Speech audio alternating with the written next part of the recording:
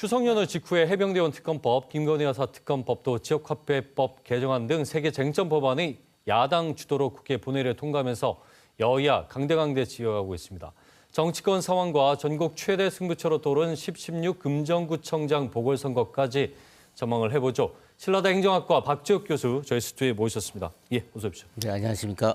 자, 일단 연휴 끝나고 나서 민주당이 쟁점 법안들을 처리했는데 오늘 대통령실에서는 역시나 이 쟁점 법안들에 대해서 위헌, 위법 얘기를 들면서 거부권 시사를 했습니다. 네. 자, 이번에 거부권 행사 어떻게 좀 전망을 하십니까? 네, 뭐 이번에도 거부권 행사는 뭐 이렇게 예외적인 건 아닌 것 같아요. 계속해서 보면 이제까지 뭐 대통령이 거부권 행사한 게 벌써 21번째 있었고, 예. 특히 이제 김건희 특검법은 2번, 본회의 상정 이후에, 그다음에 최상병 특검법 같은 경우도 3번, 네.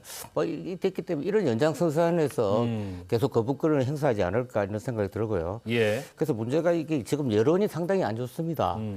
지금 뭐 최근에 여론조사의 흐름을 보면 예. 국민들 대다수가 상당수가 특검법을 지지하는 그런 경향을 보이고 예. 있거든요.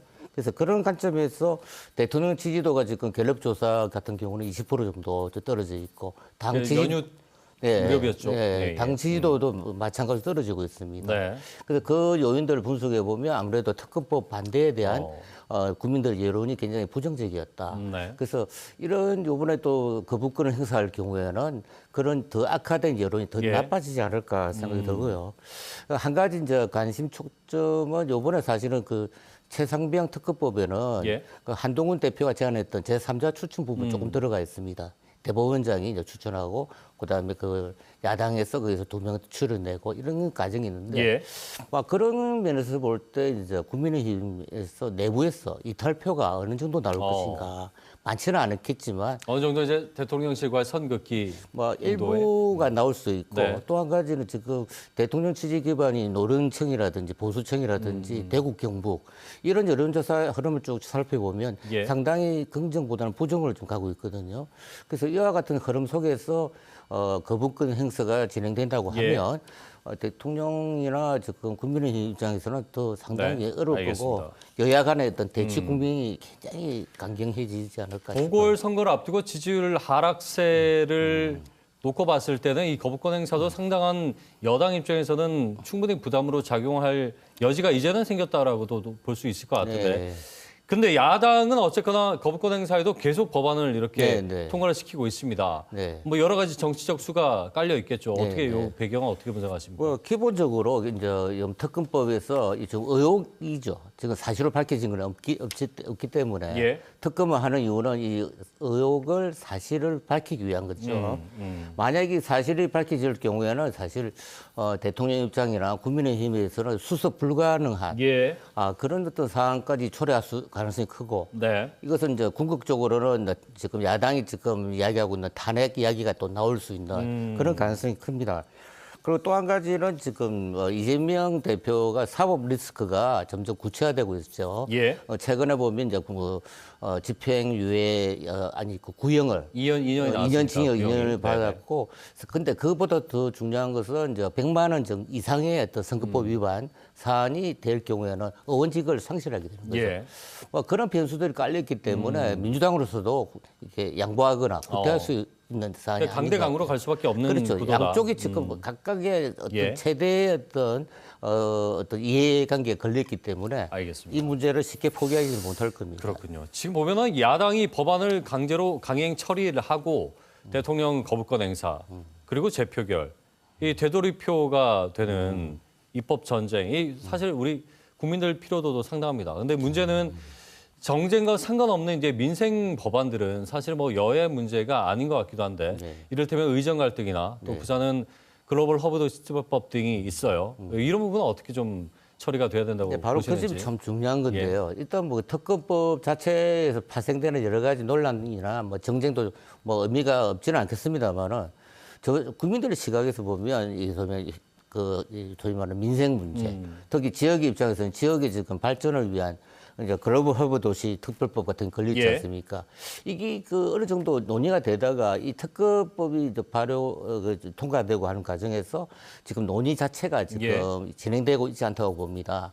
그래서 국민들 시각에서 정치를 하는 분들이라면 지금 특검법에 대한 어떤 에너지의 뭐 절반의 반이라도 예. 지역 문제라든지 민생 문제에 대해서 관심을 쏟아주고 주시는 게 맞고 특히 의대 정원 문제 네. 이 상당히 지금 어려운 현실에서 지금 우리가 고통 많이 받고 있지 않습니까? 예. 이번 추석 때는 그래도 어느 정도는 뭐 큰 문제가 지났습니다만 위험성이 아주 상존하고 있기 때문에 예. 이 문제부터 빨리 해결해 주는 것이 정말 국민을 위한 정치를 하는 것이 아닐까 생각합니다. 뭐 나오신 김에 짧게요. 의정 갈등 문제는 해법을 어떻게 찾아가는 게 맞다고 지금 이 보시는지요? 문제가 보면 과거에는 우리가 정치를 할 때 예. 정치 중심주의에서 정치 중심이라는 것은 타협과 어느 정도 양보를 하는 겁니다. 그렇죠. 그래서 우리가 좀 양보할 걸 양보하고 어. 또 줄 건 주고 그래야 이런 것- 얻어내니까. 그렇죠. 정치라는 게 원래 그런 거죠. 이해관계라든지 입장이 다르기 때문에. 네. 근데 그 문재인 정부 이후부터 이렇게 보면 흐름이 예. 사법 제일주의, 사법 절대주의입니다. 그래서 사법이란 것은 네. 어떤 겁니까? 승패가 나는 거죠. 내가 선거가 아니고 정치가 아니고 그 무조건 이겨야 되는 예. 거예요. 그래서 이런 분들이 주로 이제 검사나 변호사나 판사나 이런 분들 아니겠어요? 예, 예. 이런 분들이 정치를 많이 하게 되다 보니까 지금 우리나라 정치적인 현상을 보면 예. 정치라는 것이 사라지고 정치가 자존심 싸움이나 이런 것들로 그러니까 이분들은 그냥 이 사법계에 계신 분들은 법조인들은 알겠습니다. 승부를 아무래도 내고 가야 되는 어떤 그런 알겠습니다. 부분이 네네. 있는 것 같아요. 자, 일단 윤 대통령과 한동훈 대표 등 여당 지도부가 만나요. 근데 네. 한동훈 대표가 독대 요청을 했는데 이것과는 관련해서 이제 별도 사안이다. 사실상 만나지 않겠다는 거부의 의미로 해석이 된다. 뭐 여러 가지 해석들이 나오는데 이번 만찬의 의미는 좀 짧게 한번 그래서 짚어주시면 만찬을 보니까 이걸 갖다가 뭐 요새 식사 정치, 만찬 정치 이런 이야기를 많이 하는 예. 것 같습니다. 근데 사실은 그 밥 먹는 게 중요한 게 아니지 않습니까? 우리 밥도 언제든지 먹을 수 있는데 네. 내용이 중요한 거죠. 그리고 이런 형식들을 보게 되면 아무래도 윤 대통령이 당을 계속해서 장악을 하려고 하는 예. 그런 어떤 의도가 많이 보이는 것 같아요. 그래서 국민의힘을 장악을 하면 당장은 대통령의 의지대로 뭔가 통하겠지만 예. 국민의힘이 갖고 있는 자율성이라든지 어떤 어떤 협상 가능성들. 예. 우리가 대의제 민주주의에서는 정당이나 의회가 매우 중요합니다. 예. 근데 지금 이재명의 야당도 그렇지만 좀 특히 국민의힘 같은 경우는 그런 정당으로서의 기능을 못하게 하는 데 있어서 예.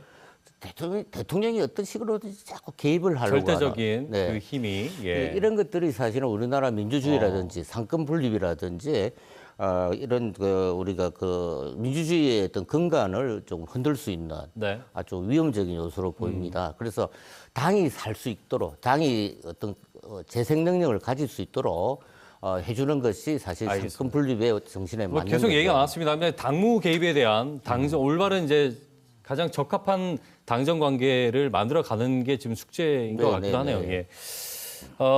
보궐선거 얘기 좀 넘어가 보죠. 일단은 금정구청장 민주당이 김경주 후보, 국민의힘이 윤일현 후보, 조국혁신단도 후보를 냈습니다. 유재석 네, 후보. 자, 이번 선거가 아주 특별하고 중요하게 지금 점쳐지고 있는 이유가 뭘까요? 네, 무엇보다도 지금 국민의힘이나 야당이 민주당에서는 새 지도부가 진짜 출범했지 않습니까? 예. 그래서 우리가 리더십이 새로 성립되면 뭔가 자기의 위신이라든지 뭐를 보여줘야 됩니다. 그래서 리더십의 어떤 그 시금석이랄까요? 네, 네. 이렇게 우리가 잘 나가고 있다는 것을 그래서 그런 상징적인 의미가 있고 또 내년에는 이제 국정선거가 없습니다. 예. 뭐 지방선거나 총선도 네네. 없기 때문에 이 보궐선거는 사실 이 군수나 이렇게 보면 우리가 구청장 사실 조금 선거적 의미에서 보면 작지 않습니까? 그렇죠. 그런데 이렇게까지 하는 이유는 지금 상당히 민심 자체가 이게 크게 요동을 치고 있기 때문에 이를 통해 가지고 자기 정당의 어떤 지지도라든지 민심의 어떤 향방을 예. 가름해 보겠다는 의도가 굉장히 강한 것 하나 같아요. 이제 가늠자로서의 의미가 있다는 그렇죠. 거죠. 예, 예. 예. 자, 근데 조국 혁신당에서는 일단은 야권 단일화를 얘기를 하고 있는데 이건 어떻게 좀 저는 이렇게 보고 있습니다. 이게 좀 곡성이나 저기 어디입니까? 영광 쪽에서도 좀 후보를 냈지 않습니까? 거기서는 단일화 이야기를 하지 않습니다. 예. 왜냐하면 거기는 민주당 텃밭이거든요. 그래서 거기는 어쨌든 민주당이 절대 우세로 나타날 겁니다. 근데 하필 왜 여기냐? 금정구청 예. 쪽에는. 요번 이 선거가 여기도 보면 국민의힘이 지지세가 세지 않습니까? 뭐 보스터 파츠죠. 예. 네, 그렇죠.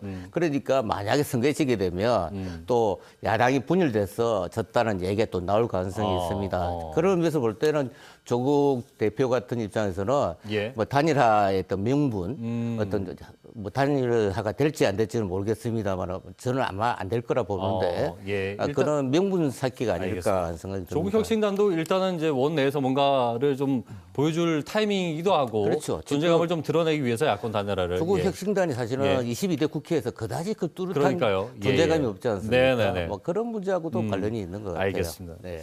오늘 말씀 여기까지 듣겠습니다. 고맙습니다, 교수님. 네네 감사합니다. 네, 신라대 박지혁 교수와 함께 얘기 나눠봤습니다.